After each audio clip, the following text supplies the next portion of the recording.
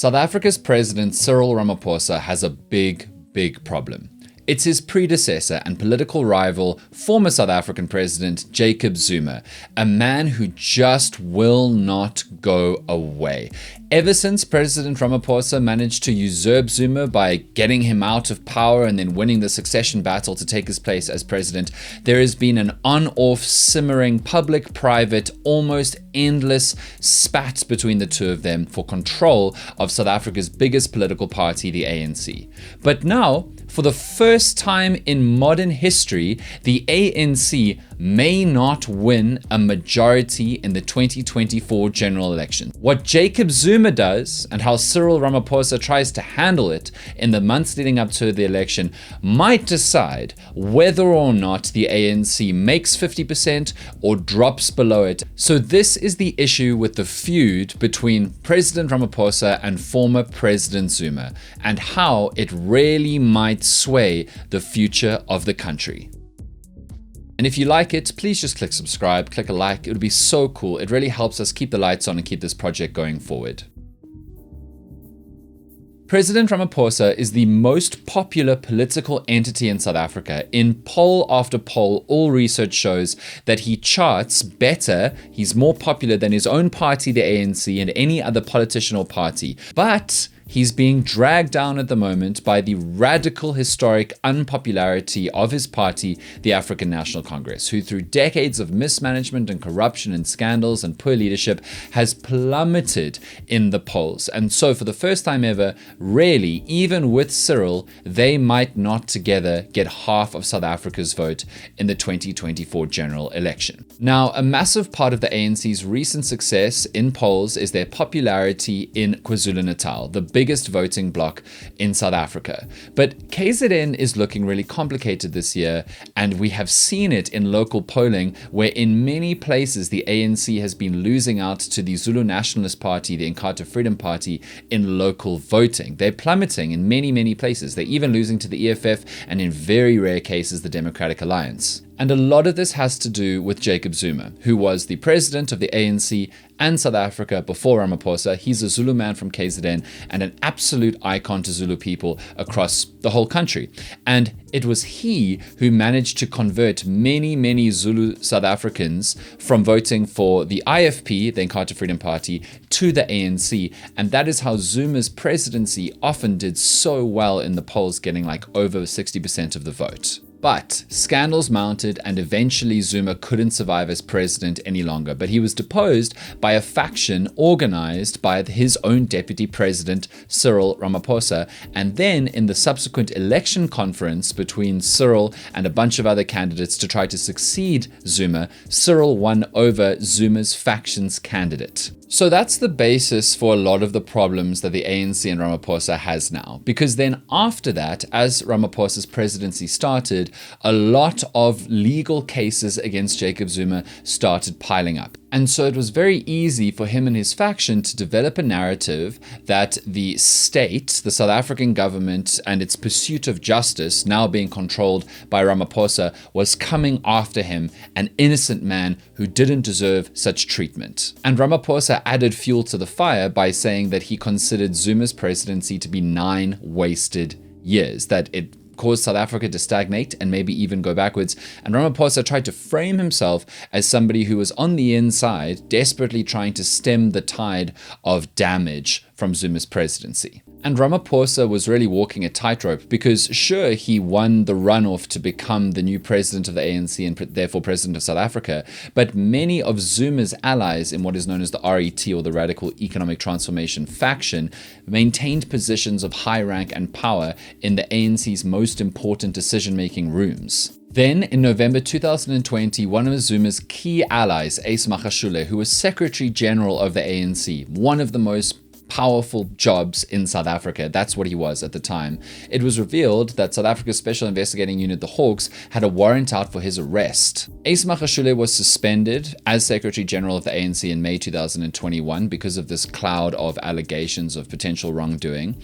And this moment could either have been seen as a big moment for Ramaphosa successfully rooting out corruption in the ANC, or from the other narrative side, It was the latest moment of Ramaphosa abusing his power as president to take out a political rival associated with Zuma. And then something happened that traumatized and shocked the country. It shocked the whole world. It was an international news headline. Former President Zuma was found guilty of contempt of court and ordered to serve time in jail. And so, in July of 2021, he was arrested.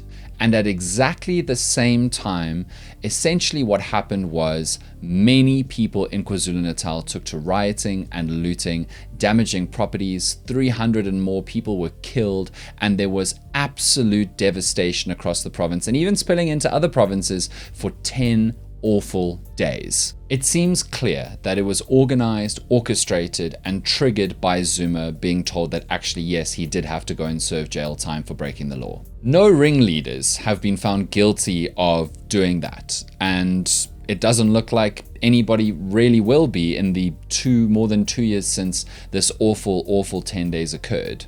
And yes, there were many other factors like radical poverty, serious unemployment, people having their lives disrupted and laid to waste by COVID-19 pandemic necessitated restrictions and regulations. I can't tell you with any certainty or with any facts that Zuma was directly or even indirectly involved, but there were people who wanted to make a statement: don't mess with Jacob Zuma or terrible things will happen.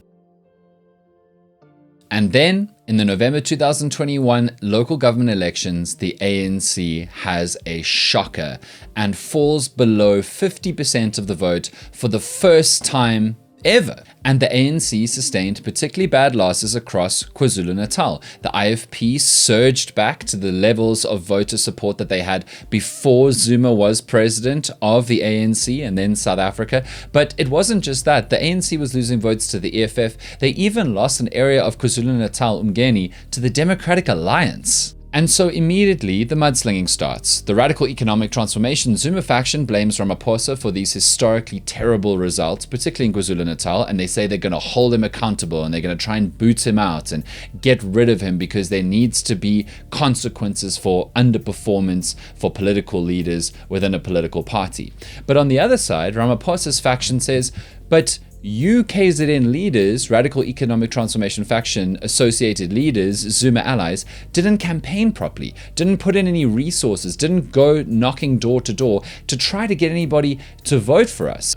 And that, in combination with the KZN riots, created this awful performance for the African National Congress in KwaZulu-Natal. Jacob Zuma got out of jail pretty quickly on what we now know was a completely dodgy, unjustified medical parole by another one of his old friends, Arthur Fraser, who essentially got the state to release Zuma on medical grounds that were trumped up and not legit. So this was all building to the ANC elective conference in 2022, where if anybody was going to challenge Cyril Ramaphosa for power in the ANC, that would be the moment. And just before that election conference, Zuma took out a private prosecution directly against Ramaphosa. Essentially, Jacob Zuma has been trying to get a guy called Billy Downer removed from his court proceedings around his long-standing corruption trial for a long time, and eventually pleaded directly to Ramaphosa to intervene. But when he accused Billy Downer of misconduct, the president did nothing like that. And so Zuma opened this bizarre court case against Ramaphosa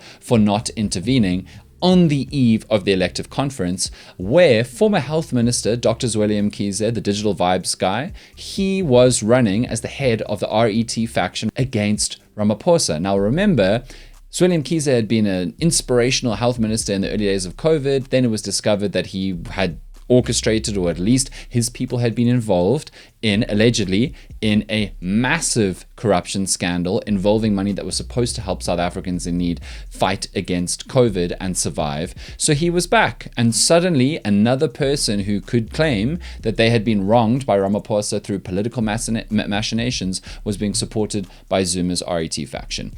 At the 2022 elective conference, we discovered that the RET faction is not powerful enough and has kind of been displaced by a much more powerful Ramaphosa faction that easily handled the challenge, and that was that. Now, Ramaphosa's faction claimed that Zuma had opened that court case against him on the eve of the elective conference to try to undermine Ramaphosa and create a conversation about whether or not Ramaphosa should be allowed to run for re-election as ANC president and therefore the president of South Africa at all. And the rivalry was clear for all to see. ANC KZN leaders had to be called to stop KZN ANC delegates from drowning out Ramaphosa, booing him, and chanting "Out Ramaphosa, out" during the conference that Ramaphosa won.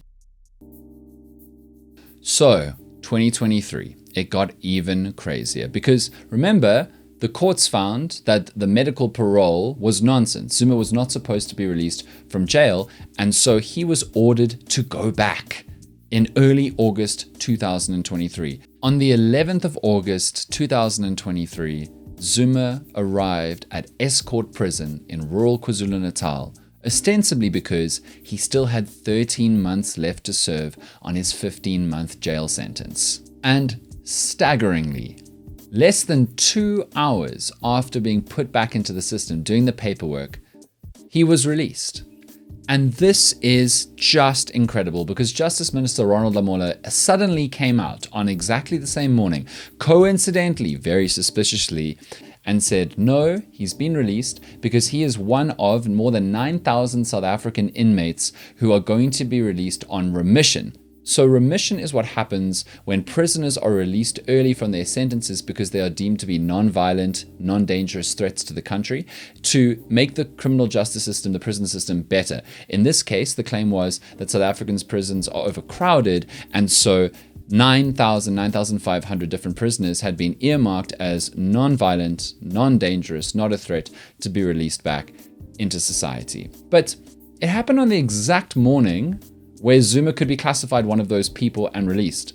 And he was immediately released on the instruction of President Cyril Ramaphosa. And for most people, that was a clear and obvious moment of placating Zuma to preserve not just peace in KwaZulu-Natal, but also preserve the fortunes of Ramaphosa's ANC going into the upcoming 2024 elections. And this is the bind that Ramaphosa and the ANC is now in because they need to coddle to and play nice with the RET faction and Zuma, who are way less powerful than the Ramaphosa faction and have no real chances of knocking the Ramaphosa faction out, but have so much control over KwaZulu-Natal, particularly Zulu voters. Many of them see Zuma as an icon, a victim of harassment and state strategized targeting to take him out, and they also see him as an innocent old man who is being deeply, awfully treated.